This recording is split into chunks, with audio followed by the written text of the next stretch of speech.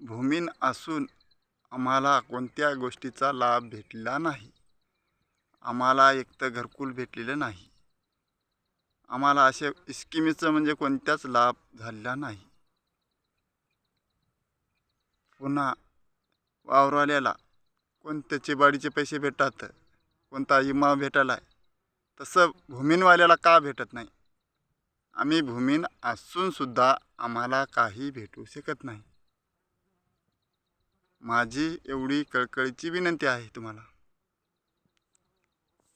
आम्ही कोणत्या स्कीमी भेटणार आम्हाला, कोणतं काहीच भेटणार.